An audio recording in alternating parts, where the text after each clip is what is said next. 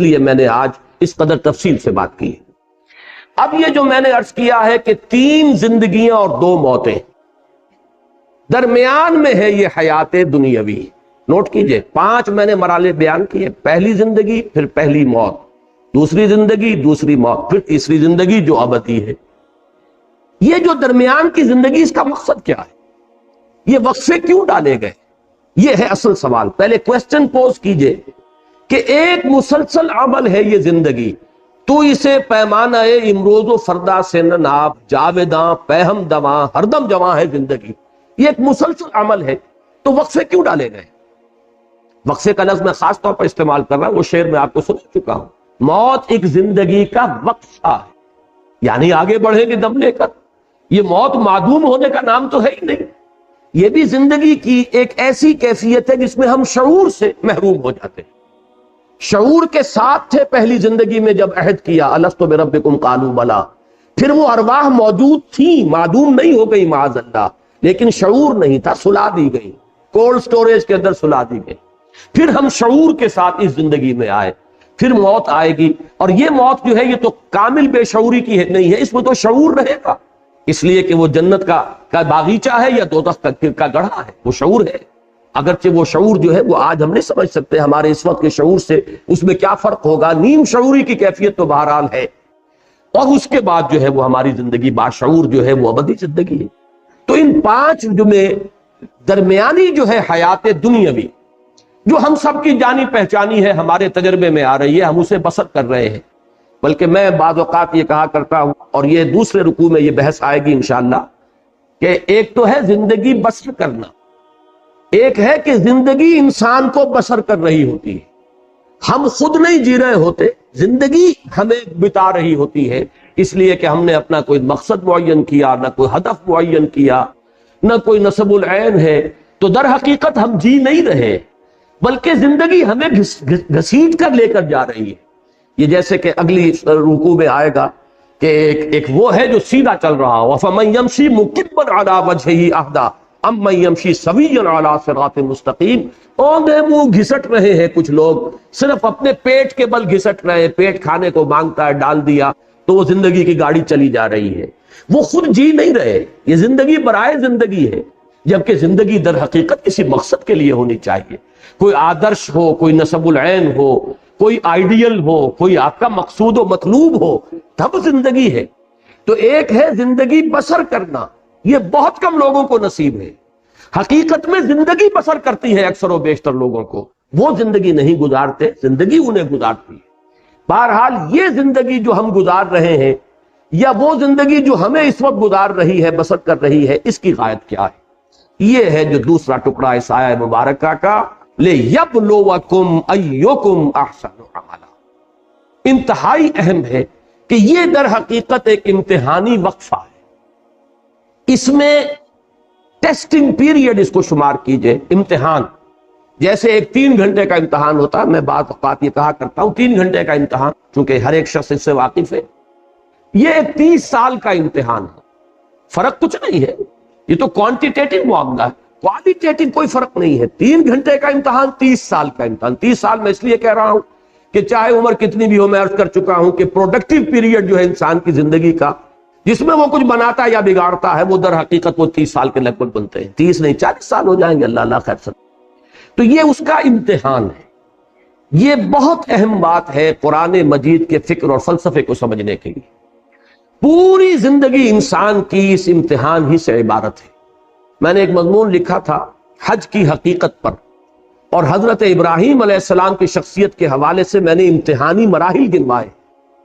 پہلا امتحان انسان کا اس کے شعور کا ہوتا ہے کہ آیا وہ اپنے پروردگار کو پہچانتا ہے یا نہیں، اسی عالم محسوسات میں گم ہو کر رہ جاتا ہے، یا یہ کہ اس سے اوپر ابھرتا ہے، اور وہ کھول آنکھ زمین دیکھ، فلک دیکھ، فضا دیکھ، مشرق سے ابھرتے ہوئے سورج کو ذرا دیکھ، ان آیات الہیہ کے ذریعے سے اگر وہ معرفت حاصل کرتا ہے اللہ کی تو پہلے امتحان میں پاس ہو گیا۔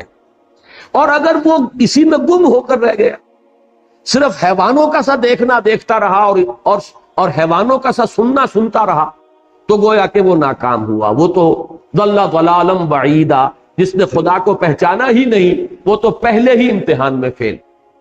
اب جس نے پہچان لیا، اب اس کے بعد استقامت کا امتحان آئے گا، ان الذین قالوا ربنا اللہ ثم استقاموا، اب عمل کا امتحان شروع ہوگا۔ اللہ کا حکم ہے اس کو مانو، اللہ نے روکا ہے رکو، پھر اللہ تو اب تمہارے لیے ایک سے ایک چیلنج نیا لائے گا۔ پرائمری کا امتحان پاس کر لو گے تو مڈل ہے، پھر میٹرک ہے، پھر آگے چلے گا۔ حضرت ابراہیم علیہ السلام کا پہلا امتحان، باپ نے گھر سے نکالا، وَاہْجُرْنِی مَلِيًّا قَالَ سَلَامٌ عَلَيْكَ، وہ اللہ تعالیٰ کی توحید پر قائم ہے۔ پہلا امتحان جو ہے عمل کا پاس کیا ہے کہ وہ باپ نے گھر سے نکال دیا۔ اس کے بعد اس سے بڑا امتحان، اب وہ نمرود کے دربار میں پیشی ہو رہی ہے، لیکن ان کا صبر، ثبات، استقامت، ان کا عزم، ان کا حوصلہ قائم ہے، اور آنکھوں میں آنکھیں ڈال کر بات کی ہے جو مجادلہ سورہ بقرہ میں آیا ہے کہ تم اگر خدائی کے مدعی ہو تو اللہ تعالیٰ سورج کو مشرق سے نکالتا، مغرب سے نکال کے دکھاؤ، فَبُہِتَ الَّذِي كَفَرَ۔ تیسرا امتحان، ڈال دو اس کو آگ میں، اس کو جلا دو، بہت بڑا الاؤ بنا دیا گیا اور کھڑا کر دیا گیا، اب بھی آخری موقع ہے، باز آ جاؤ، رجوع کر لو۔ یہ امتحان، کامیاب ہوئے، بے خطر کود پڑا آتش نمرود میں، عشق عقل ہے محو تماشائے لبے بام ابھی۔ چوتھا امتحان، انی مہاجر الی ربی سیہدین، گھر بار وطن کو چھوڑ کر بالکل سمجھیے ان ولڈرنس نکل گئے ہیں، اس لیے کہ اس وقت کی دنیا کا تصور کیجئے، آج سے 4,500 سال قبل کی دنیا، کہاں معلوم تھا کہ کہاں جا رہے ہیں، کیا حالات ہوں گے، کہاں پر ہمیں کوئی ہوٹل بنے ہوئے ملیں گے یا سرائیں ملیں گی، لیکن نکل گئے۔ پھر پوری زندگی مہاجرت میں ہے، آج یہاں ہے کل وہاں ہے۔ اور آخری امتحان جس پر کہ میں نے الفاظ لکھے ہیں کہ اس سے بڑی کامیابی اور کوئی نہیں ہو سکتی کہ ممتحن پکار اٹھے کہ وہ امتحان واقعتاً بڑا کڑا تھا، وہ جو فرمایا گیا ہے کہ اب اپنے بیٹے کو 100 برس کا بوڑھا جس نے دعائیں مانگ مانگ کر بیٹا لیا تھا، اور اب وہ بیٹا 13 برس کا ہوا ہے، فلما بلغ معہ السعی، جبکہ وہ بھاگ دوڑ کے قابل ہوا ہے، جبکہ بازو بن گیا ہے بوڑھے باپ کا۔ اور اچھے الفاظ وہاں پر میرے قلم سے اس وقت نکل گئے کہ وہ بوڑھا باپ دیکھ دیکھ کر جی رہا ہوگا، بیٹے کو جوان ہوتا دیکھ رہا ہے، میرے مشن کا علمبردار، میرے کام کو آگے لے کر چلنے والا، میرے دست و بازو بننے والا اللہ نے مجھے عطا فرمایا ہے، ولی عطا فرمایا ہے، ساتھی عطا فرمایا ہے۔ آخری امتحان جو ہے، ممتحن کے ترکش امتحان میں ایک تیر باقی تھا، اور وہ سب سے زیادہ کاری تیر، جب اس میں کامیاب ہوئے ہیں، فلما اسلما وتلہ للجبین ونادیناہ ان یا ابراہیم قد صدقت الرؤیا انا کذالک نجزی المحسنین، اور اس میں فرمایا ان ھذا لہو البلاء المبین، کوئی شک نہیں کہ یہ بہت کڑا امتحان تھا، ابراہیم تم نے سب پاس کر۔ یہ حضرت ابراہیم کی شخصیت اس اعتبار سے کہ پوری زندگی مسلسل امتحان کی زندگی، یہی وجہ ہے کہ سورہ بقرہ میں ایک آیت میں اس کو سمو لیا، وَإِذِ ابْتَلَىٰ إِبْرَاهِيمَ رَبُّهُ بِكَلِمَاتٍ فَأَتَمَّهُنَّ قَالَ إِنِّي جَاعِلُكَ لِلنَّاسِ إِمَامًا۔ یاد کرو جب کہ اللہ نے امتحان لیا، ابتلا کیا، آزمایا ابراہیم کو بڑے بڑے امتحانات میں، کلماتن اس لیے کہ یہ تفخیم کے لیے ہے، تنکیر نکرہ کا لفظ، بڑے بڑے امتحانات میں سے گزارا، اور جب وہ تمام میں پورا اترا تب کہا انی جاعلک للناس اماما، اب میں تمہیں پوری نوع انسانی کا امام بنا رہا۔ اس مقام پر فائز ہونے کے لیے وہ تمام ٹیسٹ جو ہے وہ پاس کرنے پڑے حضرت ابراہیم کو علیہ السلام۔ تو در حقیقت پوری زندگی امتحان، یہی امتحان ہے کہ جو اب آپ پر دنیا کی جو کیفیات عدلتی بدلتی رہتی ہیں، کبھی فراخی ہے، کبھی تنگی ہے، کبھی صحت ہے، کبھی بیماری ہے، کبھی مفلسی ہے، کبھی تمنگری ہے، کبھی حالت خوف ہے، کبھی حالت امن ہے، کبھی اللہ نے چھپر پھاڑ کر کچھ دے دیا ہے، اور کبھی اچانک جو کچھ تھا چھین لیا ہے۔ یہ سب کیا ہے؟ امتحان ہے۔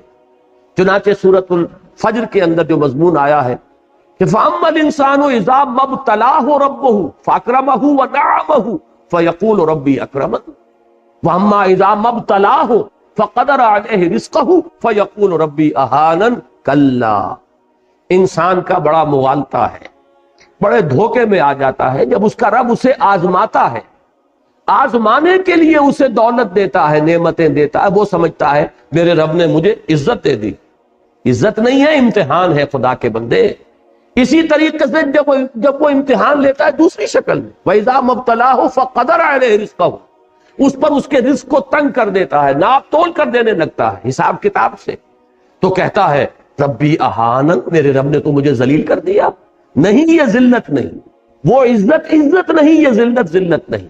عزت اور ذلت کا فیصلہ تو قیامت کے دن ہوگا، ذالک یوم التغابن، جس کو اس دن جس کا اعزاز ہو گیا وہ ہے عزت والا، اور جو اس روز ذلیل ہو گیا اور عذاب مہین کے اندر مبتلا کر دیا گیا وہ ذلیل ہو گیا۔ باقی اس دنیا کی زندگی میں یہ کیفیت بھی امتحان کی ہے، وہ کیفیت بھی امتحان کی۔ تو اس پورے کے اوپر، زندگی کے اوپر اس کو پھیلائیے کہ در حقیقت یہ حیات دنیاوی جس کو ہم اپنی غلط فہمی میں زندگی کہہ بیٹھتے ہیں، یہ زندگی نہیں ہے، یہ 3 زندگیوں میں سے ایک زندگی ہے، بلکہ 5 زندگیوں میں سے ایک زندگی، اس لیے کہ موت بھی ایک طرح کی زندگی ہے، بے شعوری کی زندگی ہے در حقیقت موت، معدوم ہونے کا نام تو ہے ہی نہیں۔ تو 5 وقفے ہیں جن میں یہ درمیانی وقفہ ہے جو ہم یہاں بسر کر رہے ہیں، اور اس کی حیثیت ایک امتحانی وقفے کی ہے۔ تو میں نے جو دوسرا شعر کہا تھا علامہ اقبال کی اس نظم میں، وہ اس نظم کا آخری شعر ہے، قلزم ہستی سے تو ابھرا ہے مانند حباب، اس زیاں خانے میں تیرا امتحان ہے زندگی۔ یہ امتحان کا ایک پیریڈ ہے، اور بڑا پیارا ایک شعر کہا ہے، تو عرصۂ محشر میں ہے پیش کر غافل عمل کوئی اگر دفتر میں ہے، کہ تم سمجھتے ہو کہ وہ حشر جو پھر بعد میں ہوگا، وہ تو در حقیقت حشر کا ظہور ہے۔ اصل میں عرصۂ محشر میں ہم اس وقت ہیں، عرصہ ہے، یہ عرصہ نہیں ہے، لفظ عرصہ کہتے ہیں میدان کو، عرصۂ محشر میں ہے۔ یہ پہلا مصرع پورا کیا ہے؟ یہ گھڑی محشر کی ہے تو عرصۂ محشر میں ہے، پیش کر غافل عمل کوئی اگر دفتر میں ہے۔ یہ زندگی ہے اصل محشر، وہ محشر جو ہوگا وہ در حقیقت اس کے نتائج کے اعلان کے لیے ہوگا۔ اصل میں تو اگر کوئی عمل کا وہ تمہارے دفتر میں ہے تو نکالو، برابر ہر چیز اندر سینہ داری، سرود نالے آہے فغانے، جو تمہارے اندر ہے اسے باہر نکال کر پیش کرو، اس لیے کہ در حقیقت یہ حشر تو یہاں ہو رہا ہے۔ جیسے کہ آتا ہے حاسبوا انفسکم من قبل ان تحاسبوا، اصل میں تو محاسبے کے عالم میں اس ہم اگر ہم پہچان لیں کہ ہمارا امتحان اب ہو رہا ہے، اور وہ جو نتیجے کے دن ہے وہ تو در حقیقت اس کا ظہور ہے، اس کے نتیجے کا۔ اصل تو ہم یہاں بنا یا بگاڑ رہے ہیں اپنی قسمت کو اور اپنے مستقبل کو اور اپنی ابدی زندگی کو۔ تبارک الذی بیدہ الملک وہو علی کل شیء قدیر الذی خلق الموت والحیاۃ لیبلوکم ایکم احسن عملا، تاکہ تمہیں آزمائے۔ اب یہ نوٹ کیجئے، یہ جو لفظ ہے یہ بلا یبلو، یہ ثلاثی مجرد میں بھی آیا ہے، لیبلوکم ثلاثی مجرد ہے، یہی پر ابلا یبلی بھی آتا ہے، لیبلیکم منہ بلاء حسنا، ابلا باب افعال سے بھی آتا ہے، پھر باب افتعال سے کثرت آیا ہے، نبتلی ہے، یبتلیکم، ان اللہ مبتلیکم بنہر، تو یہ جو لفظ آتا ہے باب افتعال سے، تینوں کا مفہوم ایک ہی ہے۔ بہت سے الفاظ جو ہے وہ مختلف ابواب میں آنے کے بعد مفہوم کچھ بدلتے ہیں، لیکن بلا یبلو، ابلا یبلی، ابتلا یبتلی، ان تینوں کا مفہوم ایک ہی ہے۔ لیبلوکم ایکم احسن عملا، تاکہ تمہیں جانچے، پرکھے، آزمائے کہ کون ہے تم میں سب سے اچھے عمل کرنے والا۔ اب اس کے حوالے سے میرا ذہن منتقل ہوا ہے فوری طور پر، جو ڈارون کا نظریہ ہے اس کے ضمن میں 2 اصطلاحات آپ نے سنی ہوگی، اسٹرگل فار ایگزسٹنس، کہ یہاں دنیا میں اپنے وجود کو برقرار رکھنے کے لیے ایک اسٹرگل ہے، ایک مقابلہ ہے، ایک مسابقت ہے، ایک دوسرے کے ساتھ ہم زور آزمائی کر رہے ہیں اپنے آپ کو برقرار رکھنے کے۔ آپ کے پاس رزق کی مقدار محدود ہے، اب چھینا جھپٹی ہو رہی ہے، میں چاہتا ہوں میں آپ سے چھین لوں، آپ چاہتے ہیں میں مجھ سے چھین لیں، یہ ہے وہ اسٹرگل فار ایگزسٹنس۔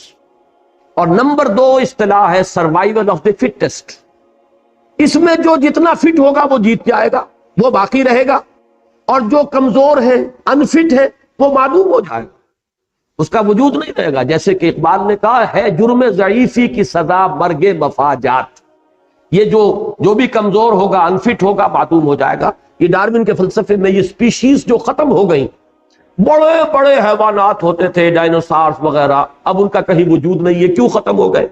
کہ وہ اپنے آپ کو ماحول کے ساتھ سازگار نہیں کر سکے۔ جنہوں نے اپنے آپ کو ماحول کے ساتھ سازگار اور موافق بنا لیا وہ باقی رہے، جو فیل ہو گئے وہ ختم ہو۔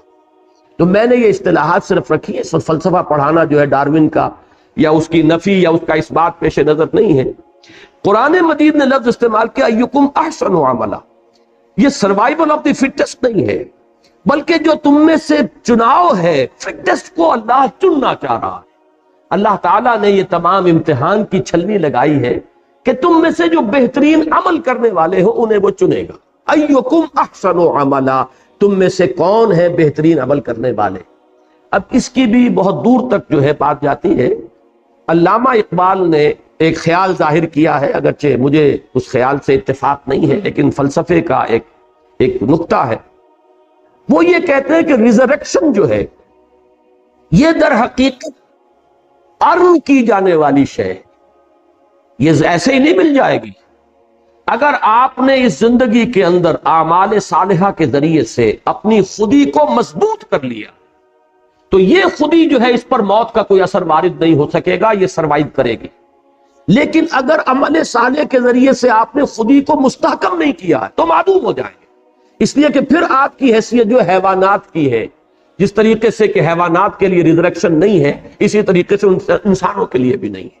یا یہ کہ حیوانات کے بارے میں حدیث ہے کہ ان کو بھی دوبارہ زندہ کیا جائے گا، اور جو ایک دوسرے پر انہوں نے زیادتیاں کی ہوں گی، کسی نے کسی کو سینگ مارا تھا، کسی نے کسی اور کو لات رسید کی تھی، اس کا بدلہ دلوا کر پھر معدوم کر دیا جائے گا، یہ ایک حدیث ہے۔ اور ابھی میرے پاس ایک کتاب حال ہی میں آئی ہے، ناصر الدین البانی جو اس دور کے سب سے بڑے محدث ہیں، 4 بڑی والیوم میں انہوں نے الاحادیث الصحیحہ جمع کی ہیں، یعنی صرف صحیح ہے نہیں، دوسری کتابوں میں بھی جو حدیثیں کے صحت کے معیار پر پوری اترتی ہیں ان کو انہوں نے سب کو جمع کر دیا۔ اس میں اس حدیث کو بھی انہوں نے لیا کہ حیوانات کی بھی بعث بعد الموت ہے، ان کے ایک دوسرے پر زیادتیوں کا ایک دوسرے کو بدلہ قصاص دلوا کر پھر معدوم کر دیا جائے۔ یہ بات جو ہے مولانا مناظر حسن گیلانی نے بھی الدین القیم میں بڑی تفصیل سے اس پر گفتگو کی ہے، اس کے آخری حصے میں۔ تو علامہ کا فلسفہ یہ ہے کہ ریزریکشن جو ہے یہ ایسے ہی نہیں مل جائے گی، it has to be earned, اسے تو کمانا پڑے گا آپ کو۔ اس کے لیے عمل صالح کے ذریعے سے اپنی خودی کو مضبوط کیجئے کہ پھر وہ موت کے صدمے کو برداشت کر جائے اور اس کے بعد جو ہے اس کی بقا ہو۔ بہرحال وہ میں نے جیسا کہ عرض کیا، میں اس کی تائید نہیں کر رہا، صرف ایک نقطہ جو ہے علمی علامہ کے فکر کا میں نے صرف اسے آپ کے سامنے رکھا ہے۔ تو ایکم احسن عملا، کون ہے تم میں سے بہترین عمل کرنے والے؟ اس کا ایک منطقی نتیجہ نکلتا ہے، اور وہ قرآن مجید کے بہت سے مقامات پر پھر اس کو واضح کیا گیا ہے، کھول کر بیان کیا گیا ہے کہ وہ جو سروائیول آف دی فٹسٹ اور اسٹرگل فار ایگزسٹنس ہے، قرآن یہ چاہتا ہے کہ آپ اسٹرگل کریں، ایک دوسرے سے مسابقت کریں خیر میں، نیکی میں۔ وَلِكُلٍّ وِجْهَةٌ هُوَ مُوَلِّيهَا فَاسْتَبِقُوا الْخَيْرَاتِ، ہر ایک نے اپنا کوئی نہ کوئی ہدف معین کیا ہوا ہے جدھر اس نے اپنا رخ کیا ہے، تو تم بھی اے مسلمانوں رخ کرو اور استباق کرو۔ استباق کہتے ہیں بھاگنا، دوڑنا ایک دوسرے سے مقابلے کے لیے اور ایک دوسرے سے آگے نکلنے کے لیے، استباق۔ وہ جو حضرت یوسف کو ان کے بھائی لے گئے تھے اور آ کر پھر جب انہوں نے والد اپنے حضرت یعقوب علیہ السلام کی خدمت میں جو اپنی معذرت پیش کی ہے، یا ابانا انا ذهبنا نستبق وترکنا یوسف عند متاعنا، تو ہم نے دوڑ کا مقابلہ کیا تھا ایک دوسرے سے آگے نکلنے کے لیے، اور اپنے کپڑوں کے پاس، سامان کے پاس یوسف کو ہم چھوڑ گئے تھے، فَأَكَلَهُ الذِّئْبُ، تو اسے ایک بھیڑیا کھا گیا۔ تو استباق کے معنی ہے دوڑ لگا کر ایک دوسرے سے آگے نکلنا۔ فَاسْتَبِقُوا الْخَيْرَاتِ، اے لوگوں، اے مسلمانوں، تم نیکیوں میں ایک دوسرے سے آگے نکلو۔ یہی لفظ سورہ حدید میں آیا ہے، وہاں پر باب مفاعلہ سے مسابقت سے آیا، سابقوا الی مغفرۃ من ربکم وجنۃ عرضھا کعرض السماء والارض۔ معلوم ہوا کہ سٹرگل جو کی تو برقرار ہے، مسابقت اسینشلی موجود ہے، ایک دوسرے سے آگے بڑھنے کا جذبہ جو ہے یہ غلط نہیں ہے، پسندیدہ ہے، صرف یہ کہ اس کے رخ کو بدل لو۔ تم دنیا میں ایک دوسرے سے آگے نکلنا چاہ رہے ہو، تم دولت میں، جائیداد میں، دنیاوی شہرت میں، دنیاوی وجاہت میں، اس میں ایک دوسرے کو جو ہے شکست دینے کے درپے ہو، ایک دوسرے سے آگے نکلنے کی فکر کرے ہو، تمہارا مقام اس سے بہت بلند ہے۔ تم نیکیوں میں ایک دوسرے سے آگے نکلو، بھلائیوں میں ایک دوسرے سے آگے نکلو، خدمت خلق میں ایک دوسرے کو مات دینے کی کوشش کرو، ایک دوسرے سے آگے نکلنے کی کوشش کرو۔ تو معلوم یہ ہوا کہ اسی میں ایکم احسن عملا، اس میں ایک مسابقت اور ایک استباق، ایک دوسرے سے آگے بڑھنے، سٹرگل کرنے، ایک دوسرے سے آگے نکلنے کی کوشش جو ہے اس کی طرف بھی اشارہ موجود ہے، کہ جو پھر مدنی صورتوں میں جیسا کہ میں نے دو مثالیں آپ کو دے دی، سورہ بقرہ میں فرمایا وَلِكُلٍّ وِجْهَةٌ هُوَ مُوَلِّيهَا فَاسْتَبِقُوا الْخَيْرَاتِ، اور وہاں سورہ حدید میں فرمایا سابقوا الی مغفرۃ من ربکم وجنۃ عرضها کعرض السماء والارض۔ تو مسابقت کا جذبہ اپنی جگہ درست ہے، یہ فطرت انسانی میں ودیت شدہ ہے، البتہ اس پہ صحیح رخ پر ڈالنے کی بات ہے کہ اس کو نیکیوں اور بھلائیوں، خیرات اور حسنات اور خدمت خلق کے رخ پر ڈالو اور اس میں ایک دوسرے سے پڑھنے کی کوشش کرو۔ وَهُوَ الْعَزِيزُ الْغَفُورُ، اور وہ العزیز ہے زبردست، اور غفور ہے بخشنے والا۔ اس کا تعلق اسی امتحان کے ساتھ ہے، امتحان کا نتیجہ دینے پر قادر ہے، یہ نہیں ہے کہ وہ کسی کو سزا دینا چاہے اور دے نہ پائے، کسی کے لیے عذاب کا فیصلہ کرے اور کوئی اسے روک لینے والا ہو، کوئی اس کا ہاتھ پکڑ لینے والا ہو، کوئی اس کے فیصلے کے آڑے آ جانے والا ہو۔ العزیز، العزیز وہ ہستی ہے جس کا اختیار مطلق ہے، نو لمیٹیشن، اس کے اختیارات میں کوئی تحدید نہیں ہے، جو چاہے کر گزرے، فعال لما یرید، یہ ہے العزیز۔ لیکن اس کے ساتھ الغفور بھی ہے، وہ بخشنے والا بھی ہے، خطاؤں سے درگزر کرنے والا بھی ہے۔ غفر کا اصل مفہوم ہے ڈھانپ لینا، اس لیے مغفر کہتے ہیں خود کو جو سر کو ڈھانپ لیتا ہے۔ تو در حقیقت اللہ تعالی جس کو ہم کہتے ہیں پردہ پوشی بھی کرنے والا ہے، بخشنے والا، پردہ پوشی فرمانے والا۔ تو اس میں گویا کہ العزیز میں ایک پہلو ہے تخویف کا، خوف، دہشت پیدا کرنے والا، اور غفور میں تشویق کا، امید پیدا کرنے والا۔ اور جیسا کہ آپ کو معلوم ہے کہ در حقیقت انسان کا صحیح موقف ایک درمیانی کیفیت ہے، بین الخوف والرجاء، ایک طرف خوف کی کیفیت بھی برقرار رہے اور دوسری طرف اللہ کی مغفرت اور اس کی رحمت کی امید بھی قائم رہے۔ ان دونوں کے بین انسان کا موقف رہنا چاہیے۔ اگر ایک طرف ہو گیا، چاہے ادھر چاہے ادھر، اس میں ہلاکت ہے اور بربادی ہے۔ خوف کا انتہائی غلبہ ہو جائے گا تو انسان کی ہمت جواب دے جائے گی، ذرا سی غلطی ہوئی اور مایوس ہو کر بیٹھ جائے، پھر اس کے اندر اصلاح کے لیے جو ہمت درکار ہے، عزیمت درکار ہے، وہ باقی نہیں رہے گی۔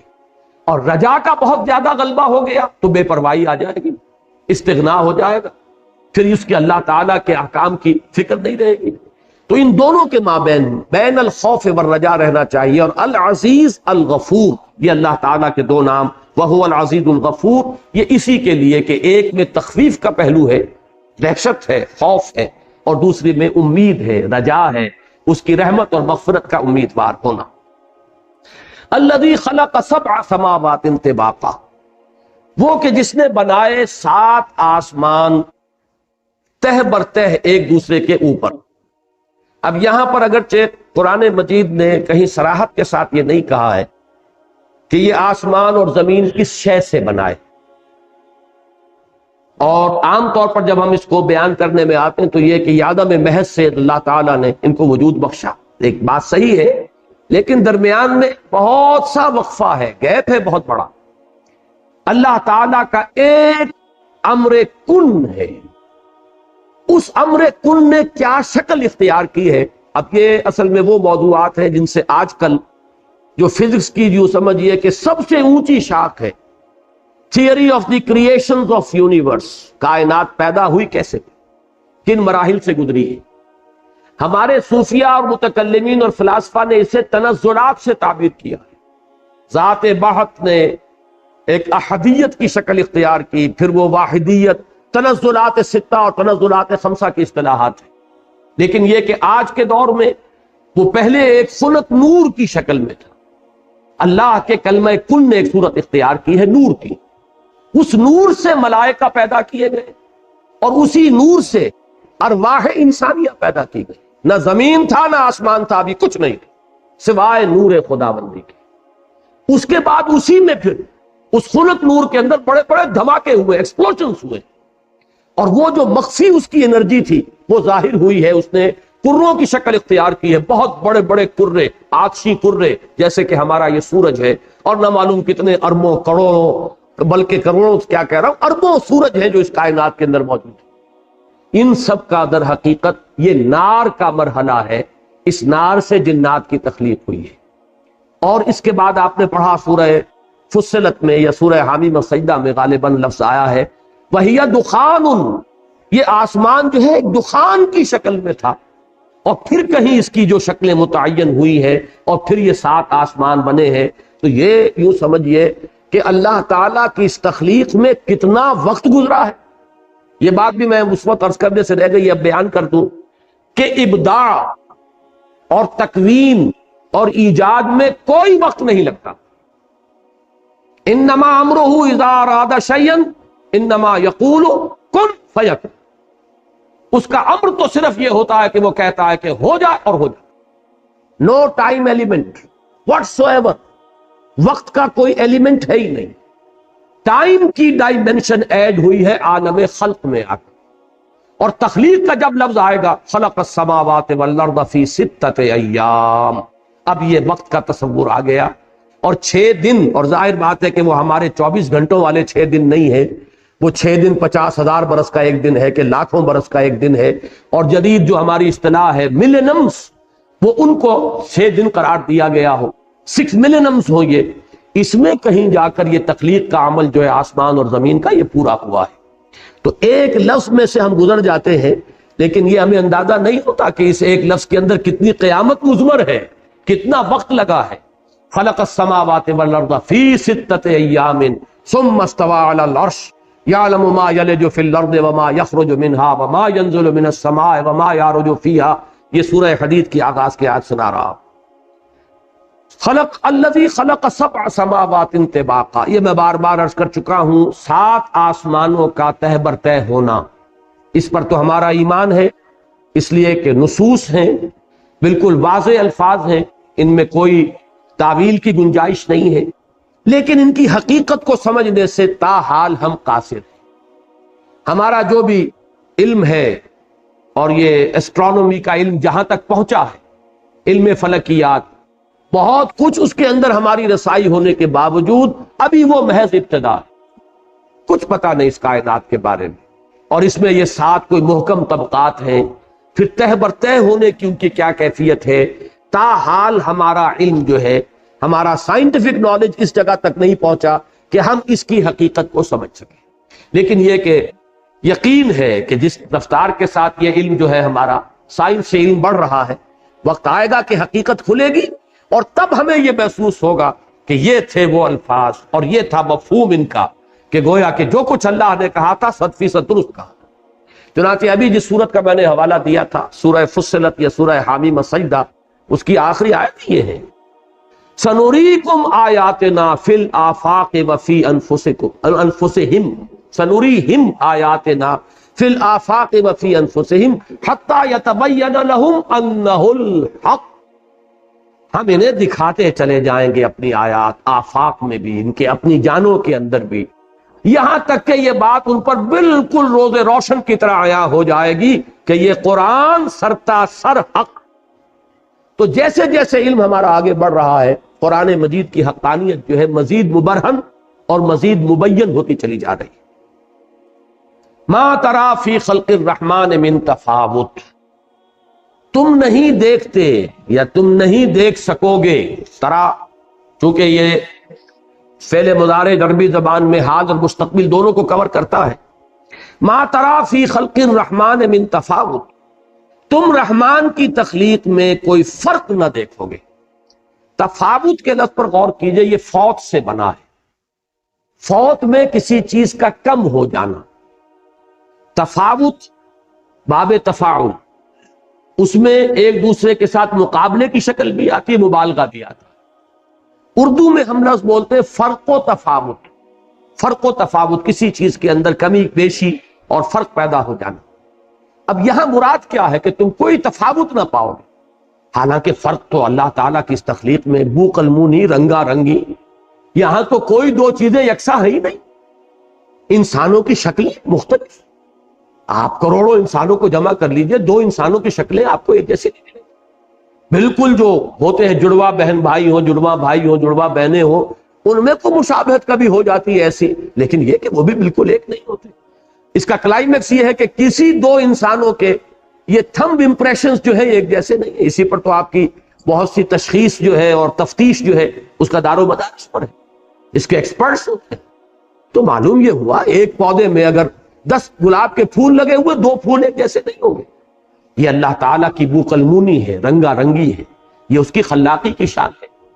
تو میں جہاں تک سمجھ پایا ہوں کہ ما تری فی خلق الرحمن من تفاوت، اس کو میں سورہ رحمان کا جو مضمون ہے، اللہ تعالیٰ نے والسماء رفعها ووضع المیزان اللہ تطغوا فی المیزان، یہ عدم تفاوت در حقیقت توازن جو ہے اس کائنات کے اندر، جو کاسمک بیلنس کا ذکر میں کر چکا ہوں بڑی تفصیل سے جب سورہ رحمان ہم پڑھ رہے تھے، اور زیادہ فاصلہ نہیں ہے.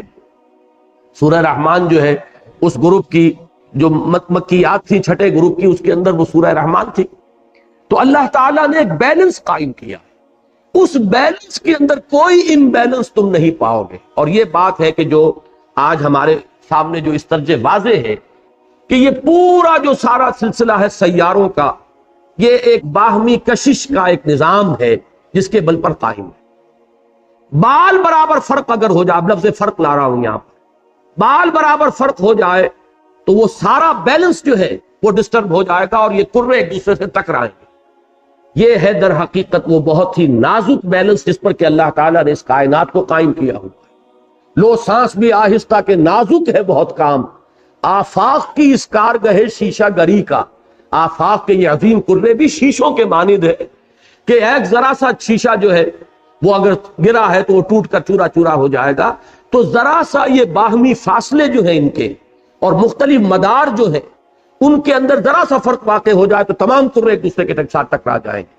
یہ ہے میرے نزدیک یہاں پر ما تری فی خلق الرحمن من تفاوت.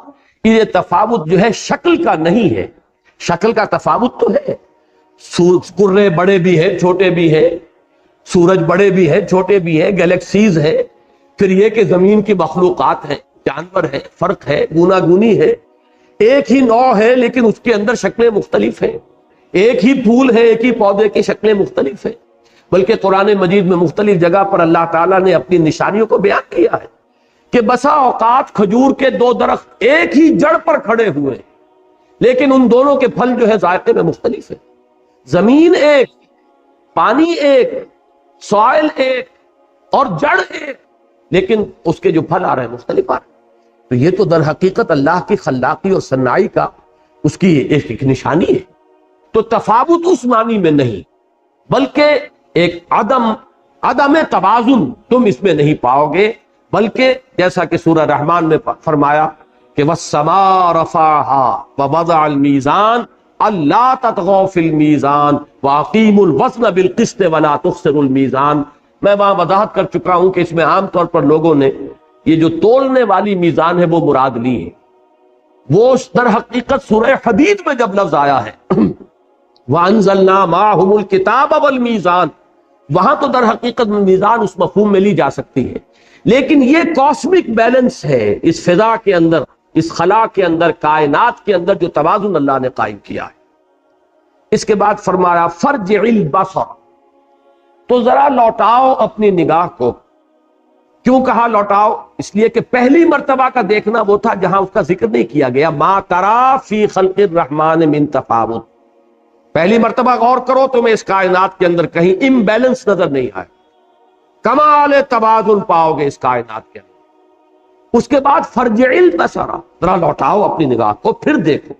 لیکن اس کے بعد آیا کرتین، کرتین سے مراد یہ 2 مرتبہ نہیں، بار بار اپنی نگاہ کو بار بار لے جاؤ، غور کرو، سوچو. لیکن فرمایا ما هل ترى من فطور، تم دیکھتے ہو کہیں کوئی فطور؟ اب یہ فطور کے لفظ کو سمجھیے، فاطرا، فطر، اسی سے یہ عید الفطر تھی جو گزری ہے، زیادہ عرصہ نہیں ہوا. افطار ہے روزے کو توڑنا، روزے کو ختم کرنا، اور فطر کا لفظ ہے اور یہ فے سے جو الفاظ شروع ہوتے ہیں بہت سے، ان میں آپ دیکھیں گے کہ ایک مفہوم مشترک ہوگا، توڑنا، پھاڑنا۔ فلق، رات کی تاریکی کا پردہ چاک ہوتا ہے اور سفیدہ سحر نمودار ہوتا ہے۔ فالق الاصباح، فالق الحب والنوا، فلق جو ہے کہ وہ گٹھلی پھٹتی ہے، دانا پھٹتا ہے، اس میں سے دو پتیاں نکلتی ہیں جو پودے کی شکل اختیار کرتی ہیں۔ اسی طرح لفظ فطر ہے، اور اسی طریقے سے اور بہت سے الفاظ ہیں۔ یہ فقہ اللغہ کا موضوع ہے۔ فرج، فرج کا لفظ میں خاص طور پہ اس لیے نوٹ کرانا چاہتا ہوں، فرج بھی کہتے ہیں کسی خلا کو، اور خلا انسانی شخصیت کے اندر سب سے بڑا خلا جو ہے وہ اس کا سیکسول معاملہ ہے، جس میں کہ سب سے زیادہ اندیشہ ہوتا ہے کہ انسان بے قابو ہو جائے گا اور اس کی پوری شخصیت جو ہے اس کی راہ سے برباد ہو جائے گی۔ فرج کہتے ہیں کسی خلا کو، جیسے کہ فصیل میں کوئی دراڑ پڑ گئی ہو تو دشمن کا اندیشہ ہے کہ وہ اس میں داخل ہو جائے گا اور وہ جو قلعہ ہے وہ فتح ہو جائے گا۔ اسی طریقے سے انسانی شخصیت میں خاص طور پر یہ جنسی جذبہ جو ہے یہ اس شخصیت کے دراڑ کی حیثیت رکھتا ہے، اندیشے کی جگہ ہے۔ یہ جو فرمایا کہ تم ہمارے اس خلق میں ما ترا فی خلق الرحمن من هل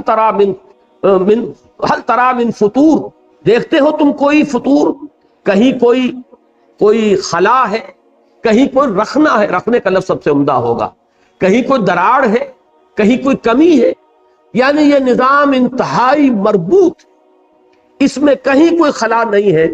اور اس کے لیے سورہ قاف کی آیت کا میں اشارہ کرنا چاہتا ہوں، وہاں لفظ فروج آیا ہے جہاں یہاں فطور آیا ہے۔ افلم ينظروا الى السماء فوقهم كيف بنيناها وزيناها وما لها من فروج، یہ فرج کی جمع فروج، کہیں کوئی خلا، کوئی رخنے، کہیں کوئی دراڑیں تمہیں نظر نہیں آئیں گی۔ یہ پورا مربوط ہے یہ سلسلہ تخلیق ہمارا، اور یہ ساری گفتگو ہو رہی ہے اس پورے کاسمک لیول پر۔ ثم ارجع البصر کرتین، پھر لوٹاؤ اپنی نگاہ کو، کرتین میں عرض کر چکا ہوں 2 مرتبہ مراد نہیں ہے، بار بار۔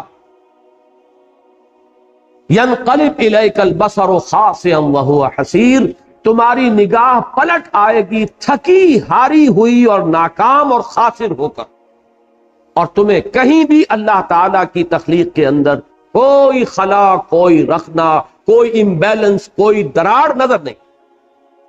یہ جو چیلنج ہے در حقیقت یہ وہی مضمون ہے جو قرآن مجید میں ابھی جو ہم نے صورتیں پڑھی تھی، سورہ حدید سے لے کر اور سورہ تغابن تک، خاص طور پر جو 5 صورتیں آتی ہیں کہ جن کے شروع میں ہے سبح للہ ما فی السماوات والارض، یا یسبح للہ ما فی السماوات وما فی الارض، جو مضمون ان کا ہے وہ اس کا ہے۔ یہ در حقیقت کائنات تسبیح حالی پیش کر رہی ہے۔ غور کرو، دیکھو، آسمان کو دیکھو، زمین کو دیکھو، دن اور رات کے نظام کو دیکھو، اس تخلیق میں ہمارے تمہیں کوئی عیب نظر آتا ہے؟ کوئی کمی؟ کہیں تم نشاندہی کر سکتے ہو کہ یہ شے یوں نہ ہوتی، یوں ہوتی تو بہتر تھا؟ بڑا غور کرو۔ اور اگر نہیں ہے، اگر یہ تخلیق کامل ہے تو در حقیقت یہ دلالت کر رہی ہے خالق کے کمال پر۔ یہ تخلیق دلالت کر رہی ہے، یہ گویا کہ زبان حال سے پکار کر کہہ رہی ہے، میرا صانع، میرا خالق، میرا فاطر، میرا باری، یہ جو میں الفاظ استعمال کر رہا ہوں، الخالق، الباری، المصور، میرا صانع، میرا مصور، میرا خالق، میرا باری، یہ ہر نقص سے، ہر عیب سے، ہر ضعف سے، ہر کمی سے، ہر احتیاج سے منزہ ہے، اعلیٰ ہے، عرفہ۔ اس کی قدرت میں کوئی کمی نہیں، اس کے علم میں کوئی کمی نہیں، اس کی حکمت میں کوئی کمی نہیں۔ یہ ہے وہ تسبیح حالی جو کائنات کا ذرہ ذرہ کر رہا ہے۔ ویسے کائنات کی تسبیح کے اندر وہ دوسرا پہلو بھی موجود ہے جو میں بیان کر چکا ہوں ان صورتوں کی تفسیر کے ضمن میں، وہ تسبیح قولی بھی ہے جسے ہم نہیں جانتے، وَلَٰكِن لَا تَفْقَهُونَ تَسْبِيحَهُمْ، لیکن یہ تسبیح حالی ہے جس کا کہ یہاں ذکر کیا گیا چیلنج کے انداز میں، اسلوب بدل گیا کہ گویا کہ یوں کہہ دیا جائے کہ کائنات کا ذرہ ذرہ ثبوت دے رہا ہے اپنے خالق کے کمال کا، اس کے کمال قدرت، کمال علم اور کمال حکمت کا، یا یوں کہہ دیا جائے، چیلنج کر دیا جائے کہ دیکھو ہماری کائنات کو، کہیں تمہیں اس میں عیب نظر آیا؟ کہیں کوئی دراڑ، کہیں کوئی خلا، کہیں کوئی نقص، کسی بھی اعتبار سے اگر تم نہیں نشاندہی کر سکتے تو اس کے معنی کیا ہے کہ مانو کہ جو اس کا خالق ہے وہ ہر عیب سے، ہر ضعف سے، ہر نقص سے پاک ہے، اعلیٰ ہے، عرفہ ہے، منزہ۔ هل ترى من فطور ثم ارجع البصر كرتين ينقلب اليك البصر خاسئا وهو حسير وَلَقَدْ زَيَّنَّا السَّمَاءَ الدُّنْيَا بِمَصَابِيحَ۔ بس اسی آیت پر آج کا درس ہم ختم کریں گے۔ اور ان سماوات میں سے السماء الدنیا، اس کو نوٹ کیجئے، یہ مرکب توصیفی ہے، دونوں الفاظ جو ہے وہ معرفہ ہے، السماء الدنیا، اور دونوں جو ہے رفیع حالت میں ہے۔ یہ یہاں پر تو دونوں منصوب ہیں، لیکن یہ کہ ویسے السماء الدنیا کہا جائے تو وہ مرفوع حالت ہوگی، مرکب توسیع ہے، یعنی قریب ترین، ادنا در حقیقت یہ دنی سے ادنا قریب ترین، اور دنیا اس کا مؤنث ہے، السماء الدنیا یعنی قریب ترین جو آسمان ہے۔ اب اس کو لیے سمائے زیری بھی کہہ سکتے ہیں، اس لیے کہ اگر یہ طباقہ ہے، طبق بر طبق ہے، تو گویا کہ جو ہم سے قریب ترین ہے وہ سمائے زیری ہے، سب سے نچلا آسمان۔ اسے آپ پہلا آسمان کہہ لیں، سب سے نچلا آسمان کہہ لیں، لیکن لفظی ترجمہ ہوگا قریب ترین آسمان، وہ آسمان کے جو تمہاری اس زمین سے، تمہارے اس عالم سے قریب ترین ہے، اس کو ہم نے مزین کر دیا ہے چراغوں سے۔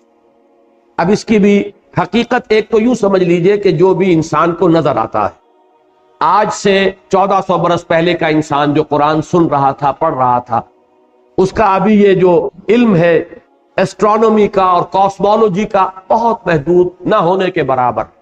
انسان کو محسوس یہی ہوتا تھا کہ ایک چادر تنی ہوئی ایک چھت ہے، سقف محفوظہ، ایک چھت ہے کہ جو بڑی مضبوط ہے، بڑی مستحکم ہے، محفوظ ہے، اور اس میں جیسے قمقمے لگے ہوتے ہیں ویسے یہ قمقمے ہیں کہ جو یہ دمک رہے ہیں، چمک رہے ہیں۔ یہ ہے کیفیت کے جو انسان کے مشاہدے کے۔ ایک تو یہ ہو سکتا ہے کہ اس کے مشاہدے ہی کو تعبیر کیا گیا ہو، وَلَقَدْ زَيَّنَّا السَّمَاءَ الدُّنْيَا بِمَصَابِيحَ۔ باقی یہ کہ اب اس کی حقیقت جیسا کہ میں عرض کر چکا ہوں، سماوات کی حقیقت جب تک ہم پر منکشف نہیں ہوگی تو اس وقت تک اس سمائے دنیا کی حقیقت کو ابھی ہم نہیں جانتے۔ یہ صرف ہمارے مشاہدے کی کیفیت جو نظر آ رہی ہے کہ جیسے یہ ایک بڑی ہی یعنی مزین کی ہوئی چھت کے مانند ہے یہ پہلا آسمان، یا جو آسمان زیری ہے، یا جو قریب ترین ہمارے آسمان ہے۔ اس میں جو ستارے ہیں یہ گویا کہ قمقمے ہیں کہ جن سے ان کو زینت دی گئی ہے، آرائش دی گئی ہے۔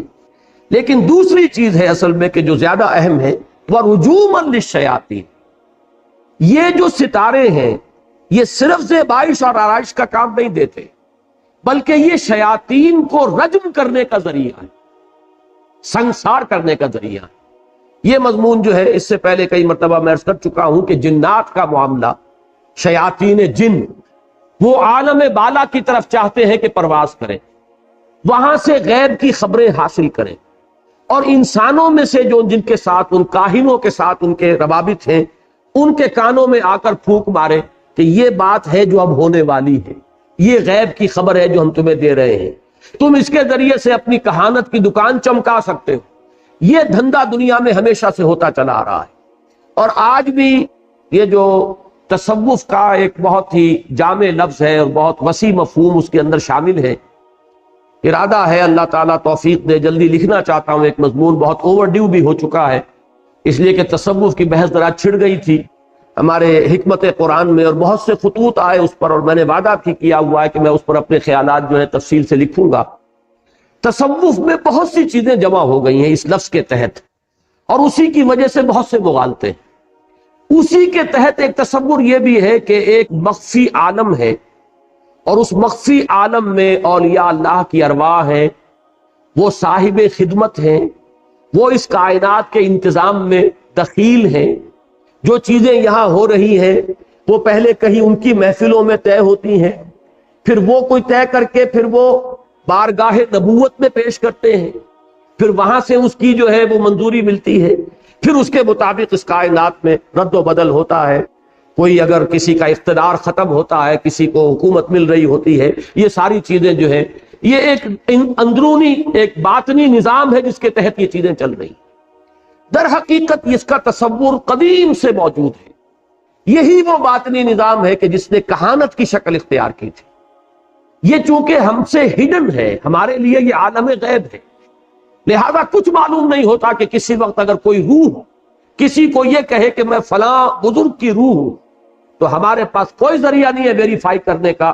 ہو سکتا ہے وہ کوئی شیطان جن ہو اور وہ دھوکہ دے رہا ہو، اور اس نے اگر کوئی خبر صحیح دے دی ہے تو وہ بھی در حقیقت ثبوت نہیں ہے کہ یہ فلاں بزرگ کی روح ہی بول رہی ہے، اس لیے کہ قرآن مجید سے ثابت ہے کہ یسترقون السمع، یہ لوگ کچھ نہ کچھ سانگن لے لیتے ہیں، یہ شیاطین جن جو ہے کچھ نہ کچھ خبریں انہیں مل جاتی ہیں۔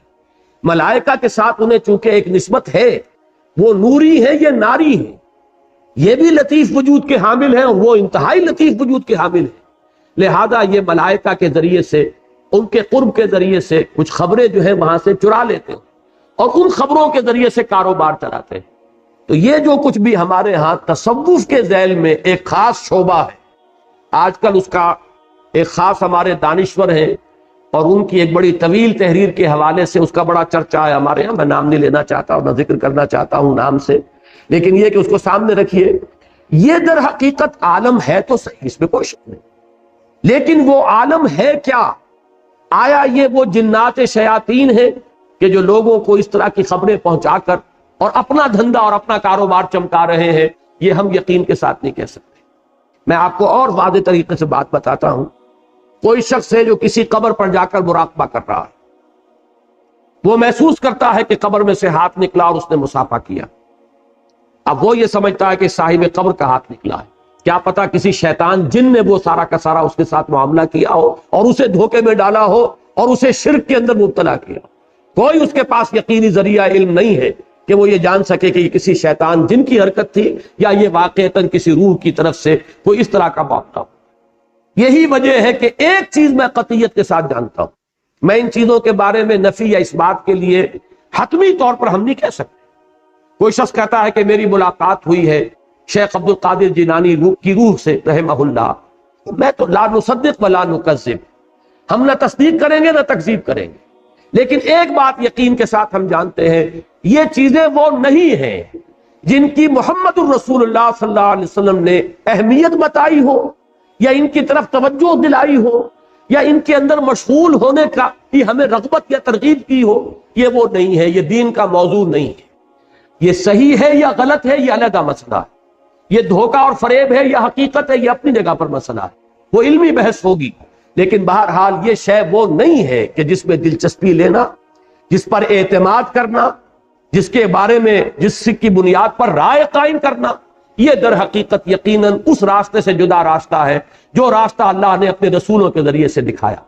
یہ اس سے علیحدہ ایک راستہ ہے جو راستہ محمد الرسول اللہ نے ہمیں بتایا ہے۔ یہ بات میں یقین کے ساتھ کہوں گا، جیسے کہ آپ کے علم میں ہوگا کہ میں نے بارہا یہ کہا ہے، شاہ ولی اللہ دہلوی رحمۃ اللہ علیہ میری نگاہ میں ان کا بہت بلند مقام ہے، بہت بلند مقام ہے، لیکن ان کی ایک رائے کے بارے میں یہ کہا کرتا ہوں کہ مجھے اس کے لیے کوئی خاص دلیل نہیں ملی، تاہم میں اس کی نفی بھی نہیں کرتا۔ وہ یہ ہے کہ ان کا کہنا یہ ہے کہ اولیاء اللہ کی ارواح ان کے انتقال کے بعد ملائکہ کے طبقہ اسفل میں شامل کر دی جاتی ہیں، اور جیسے اللہ تعالیٰ اپنے احکام کی تنفیذ اپنے فرشتوں کے ذریعے سے کراتا ہے، ایسے ہی یہ بھی گویا کہ ایک سول سروس ہے کائنات کی، اور اس کے کارندے اصل میں تو ہے فرشتے، لیکن انہی میں اللہ تعالیٰ اولیاء اللہ کی ارواح کو بھی، اور وہ بھی طبقہ اسفل میں، سب سے نچلے طبقے کے جو ملائکہ ہیں ان میں اولیاء اللہ کی ارواح کو شامل کر کے وہ بھی اس سول سروس کا ایک جز بن جاتے ہیں۔ اللہ تعالیٰ اپنے احکام کی تنفیذ میں ان سے بھی کام لیتا۔ اب یہ ایک رائے ہے ان کی، اور لیکن شاہ ولی اللہ دہلوی کی ہے رحمۃ اللہ علیہ، میں اس کی تکذیب نہیں کروں گا، البتہ یہ کہ ان سے خطاب کرنے، ان سے رجوع کرنے کی ہمیں اجازت نہیں ہے۔ ہم یہ نہیں کہہ سکتے کہ اے روح شیخ عبد القادر جیلانی مجھے اس مصیبت سے نجات دلا دے، جہاں یہ کریں گے یہ شرک ہو جائے گا، آپ پکار نہیں سکتے لا تدعوا مع اللہ احدا، اس لیے کہ میں اس کے لیے دلیل یہ دیا کرتا ہوں کہ دیکھیے ملائکہ پر ہمارا ایمان ہے، ملائکہ تو ہمارے ساتھ بھی ہے، کرامن کاتبین جو ہے موجود ہے، ہر انسان کے ساتھ ہے، یرسل علیکم حفظہ، ہماری محافظت پر، ہماری حفاظت پر بھی ملائکہ مامور ہے، ہم جہاں کہیں ہو وہ ملائکہ ہمارے ساتھ ہیں۔ پھر یہ کہ ہم اس وقت مسجد میں بیٹھے ہوئے ہیں اور اللہ کی کتاب پڑھ رہے ہیں، ہمیں یقین کے ساتھ معلوم ہے کہ محمد رسول اللہ نے خبر دی ہے صلی اللہ علیہ وسلم، ملائکہ نے ہمارا گھیراؤ کیا ہوا ہے، جیسے کہ حدیث صحیح ہے، مجتمع قوم فی بیت من بیوت اللہ یتلون کتاب اللہ ویتدارسون بینہم الا نزلت علیہم السکینہ وغشیتہم الرحمہ وحفتہم الملائکہ، ملائکہ جو ہے ان کے گرد گھیرا ڈالتے تھے. لیکن ہمیں ہرگز اجازت نہیں ہے کہ ہم ملائکہ سے خطاب کریں کہ اے فلاں فرشتے اور اے اسرافیل اور اے جبرائیل اور اے فلاں یا اے وہ میرے فرشتے کے جو میرے حفاظت پر جو مامور ہے، مجھے اس مشکل سے نجات دلا دے یا میرا یہ کام کر دے. جہاں یہ کریں گے وہ کفر ہو جائے گا، شرک ہو جائے گا. اسی طریقے سے اگر ارواح بھی ہیں ہوں گی، ہمیں اس سے انکار کرنے کی ضرورت نہیں. وہ اگر ان کے اندر ان کے طبقہ اسفل میں شامل ہے تو اس سے کوئی شرک لازم نہیں آتا. ہاں شرک وہ ہوگا جبکہ آپ ان سے استمداد کریں گے، استعانت کریں گے، استدعا کریں گے، انہیں پکاریں گے، ان سے دعا کریں گے، تب آپ مشرک ہو گئے، آپ نے شرک کے اندر قدم رکھ دیا. لیکن مجرد علمی مسئلہ ہے کہ وہ ہے، ہو سکتا ہے کہ ہو سکتا ہے کہ شاہ صاحب کی وہ رائے غلط ہو، واللہ عالم. لیکن یہ ہے کہ بہرحال میرا موقف اس میں ہوگا لا نصدق ولا نکذب. اسی طرح کوئی روح سے کسی کی ملاقات ہو جانا، لا نصدق ولا نکذب. لیکن ایک بات تو ہم یہ کہیں گے کہ بھائی تمہارے پاس کیا یقین کا ذریعہ ہے کہ یہ اسی کی روح تھی، یہ کسی شیطان نے تمہیں دھوکے میں نہیں ڈالا؟ تم تو نہیں کہہ سکتے. ویریفیکیشن کا کوئی ذریعہ ہمارے پاس موجود نہیں. یہ ہے. اور پھر دوسری بات قطعی ہے کہ اس سے کوئی استدعا کرنا، یہ تو در حقیقت دین کی جو سب سے بنیادی تعلیم ہے توحید، اور توحید فی الدعاء. اور دعا کیا ہے؟ وہ عبادت کا جوہر ہے، لب لباب ہے. الدعاء هو العبادہ، الدعاء مخ العبادہ. تو اصل میں تو یہ پھر شرک فی العبادت ہو جائے گا. اس سے بچنا ہے. باقی رہ گیا کہ علمی اعتبار سے کیا بات صحیح ہے کیا غلط ہے، اس میں آپ دلیل کے ساتھ گفتگو کر سکتے ہیں. تو یہ جو میں ایک بات یہاں سے شروع ہوئی تھی کہ یہ جنات کی رسائی بہت دور تک ہے. ہم بڑے بڑے راکٹ سے جہاں پہنچنے کی کوشش کر رہے ہیں، یہ چونکہ ناری مخلوق ہے اور لطیف مخلوق ہے، اس کی رسائی وہاں تک ہے. سمائے دنیا تک یہ پہنچتے ہیں، یہ قرآن ثابت ہے. اور اس سمائے دنیا سے پھر ان پر میزائل پھینکے جاتے ہیں. یہ شہاب جو ہے، شہاب الرصدہ، گھات میں لگے ہوئے یہ میزائل فٹ ہوئے ہیں. اور جیسے ہی کوئی شیطان جن جو ہے وہ اس کے قریب آتا ہے، وہ فائر کیے جاتے ہیں. اور وہی ہے کہ جو شہاب ثاقب ہمیں نظر آ رہے ہوتے ہیں. یہ مضمون قرآن مجید میں متعدد مواقع پر آیا، نص قطعی کے طور پر آیا ہے. لہذا اس کو تو ہمیں ماننا پڑے گا. یہ تمام چیزیں اگرچہ ظاہر بات ہے کہ یہ غیب کا معاملہ ہے ہمارے لیے، نہ جنات کا معاملہ یہ ہے ممکن کہ ہم ان کے ساتھ جو ہے وہ بھی چھپی ہوئی مخلوق ہے. جن اسی لیے اسے کہتے ہیں، جن کہتے ہیں اسے جو چھپی ہوئی شے ہو. جنین وہ ہے جو پیٹ میں ہے، ابھی معلوم نہیں، وہ جنین ہے. جنت کہتے ہیں باغ کو کہ زمین چھپ گئی ہے، وہ سبزے نے اسے اپنے نیچے چھپا لیا ہے اور ڈھانپ لیا ہے، اسی لیے اس کو آپ کہتے ہیں جنت. یہ باغ اس لیے کہ زمین جو ہے اس کی چھپ گئی ہے. تو یہ بھی ہمارے لیے ایک مخفی مخلوق ہے. اب کیا ہو رہا ہے یہ ہم نہیں جانتے، لیکن یہ کہ یہ جب کوشش کرتے ہیں غیب کی خبریں لینے کے لیے، اور کچھ نہ کچھ تو جو بھی ملائکہ اس عالم میں آتے ہیں ان احکام کی تنفیذ کے لیے، ان سے تو کچھ اچک لیتے ہیں. سوائے قرآن کی وحی کے جب بھی اللہ تعالیٰ کی کتابوں کا نزول ہوتا ہے، اسی پارے میں سورہ جن آئے گی جس میں کہ یہ تب سارے مضامین تفصیل سے آ جائیں گے. جب بھی کتاب الہی کے نزول کا وقت ہوتا ہے، خاص پہرے بٹھا دیے جاتے ہیں.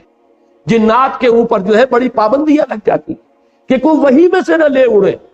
اور وہی قرآنی فرض کیجئے کہ جبرائیل لے کر اتر رہے ہیں، اور وہ ابھی حضور صلی اللہ علیہ وسلم تک وہ وحی نہیں پہنچی، اور کوئی جن اس کو وہاں سے لے اڑے اور آ کر کسی کاہن کو سکھا دے، اور وہ پہلے سے کہہ دے کہ یہ محمد کل یہ کہیں گے، یہ وحی نازل ہوگی، تو معلوم ہوا کہ وہ تو پورا کا پورا جو اس کی محفوظیت ہے وہ بھی ختم، اور اس کی قطعیت اور اس کا جو دلیل ہونے کا معاملہ ہے وہ بالکل مجروح ہو جائے.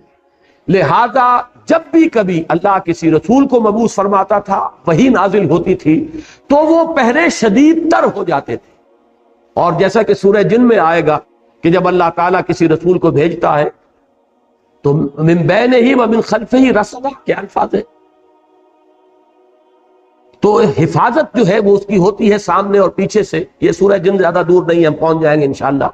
یہاں پر جس کا ذکر ہو رہا ہے وہ ہے سمائے دنیا پر. گویا کہ سمائے دنیا تک تو ان کی رسائی ہے. وہاں سے جب یہ غیب کی خبریں حاصل کرنے کی کوشش کرتے ہیں تو یہی ستارے جو ہے یہ ایسے سٹیشنز ہیں، یہ ایسے مورچے ہیں کہ جن سے ان کے اوپر شہاب ثاقب جو ہے ان کی بوچھاڑ ہوتی ہے اور ان کو وہاں سے ریپلس کر دیا جاتا ہے. یہ لفظ ہے جو یہاں پر بیان ہوا، وَلَقَدْ زَيَّنَّا السَّمَاءَ الدُّنْيَا بِمَصَابِيحَ وَجَعَلْنَاهَا رُجُومًا لِلشَّيَاطِينِ. ان شیاطین جن کے لیے ان کو شیاطین جن کے لیے ان کو سنسار کرنے کا ذریعہ بنا دیا ہے. وَأَعْتَدْنَا لَهُمْ عَذَابَ السَّعِيرِ. اور ان شیاطین جن کے لیے ہم نے تیار کی ہوئی ہے وہ دوزخ اور وہ عذاب، بھسم کر دینے والا عذاب، یہ بھی ان کے لیے تیار ہے. یہ تو ہے ان کی عاقبت تو ان کے بعد میں آنے والا، لیکن دنیا میں ان کی زندگی کے دوران بھی اللہ تعالیٰ نے سمائے دنیا تک بھی ان کی رسائی کو روکنے کے لیے، وہاں تک تو ہے لیکن یہ کہ وہاں سے خبریں وہ نہ لے اڑیں غیب کی، ان کے لیے اللہ تعالیٰ نے حفاظت کا بندوبست کیا ہے. تو گویا کہ یہ جو ستارے ہمیں نظر آ رہے ہیں ان کا ایک فنکشن تو وہ ہے کہ جو ہر دیکھنے والی آنکھ دیکھ رہی ہے کہ کیا جگمگا رہا ہے آسمان اور کیا خوبصورتی ہے، زیبائش ہے، آرائش ہے. وَلَقَدْ زَيَّنَّا السَّمَاءَ الدُّنْيَا بِمَصَابِيحَ. اور دوسرا فنکشن وہ ہے وَجَعَلْنَاهَا رُجُومًا لِلشَّيَاطِينِ وَأَعْتَدْنَا لَهُمْ عَذَابَ السَّعِيرِ. بارك الله لي ولكم في القرآن العظيم ونفعني وإياكم بالآيات والذكر الحكيم.